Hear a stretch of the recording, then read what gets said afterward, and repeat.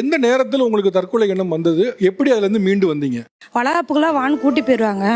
கூட்டிகிட்டு போயிட்டு வளவி போய் போட போகிற நேரத்தில் உனக்கு பிள்ளை இல்லை ஒன்றும் இல்லை, நீ ஏன் போடுற, நீ போட வேணாம் அப்படின்னு சொல்லுவாங்க. அதுக்கு மெயின் காரணமே அவங்களோட அம்மாச்சி. நம்மளுக்கே பிள்ளை இல்லை நம்மளை ஒதுக்குறப்ப நம்ம ஏன் இருக்குன்னு போய் தூக்கு போட்டுக்கிட்டேங்க சார். தூக்கு போட்டிங்களா? ஆமாங்க சார். ஒரு செகண்ட் லேட்டாக இருந்தால் நான் இதாக இருப்பேன். என்னாச்சு? இப்போ யார் காப்பாத்தினா? என்னோட ஹஸ்பண்ட் தான் காப்பாற்றினாங்க. அவர் வந்தார் ரோட்ல? அவங்க எதிர்த்தமாக வந்தாங்க. வந்தனே கதவை எட்டி உழைச்சிட்டு வந்தனே இது பண்ணிட்டாங்க. அந்த கயிறுலாம் அறுத்து இது பண்ணால் எனக்கு நிதானமே இல்லை. ஏந்திட்டீங்களா? அப்படி ஏந்திட்டேன். அவங்க உழுதுட்டாங்க, நான் ஏந்திட்டேன் சார். அப்படி ரொம்ப அந்த 5 நிமிஷம் ரொம்ப கஷ்டம் சார். அது ஒவ்வொரு செகண்டும் ரொம்ப அவசியம். அது அவங்க சாவை பார்த்துட்டே வந்துட்டாங்க சார்.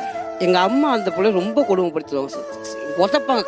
காலைல 7 மணிக்குள்ளே அந்த பிள்ளை வெளில வரலாம் உதப்பாங்க. பிள்ளை இல்லை ஒன்றும் இல்லை ஒன்றுலாம் அவளுக்கு வேற கல்யாணம் பண்ணி வைக்கிறேன். எங்கள் அம்மா கொடுமை.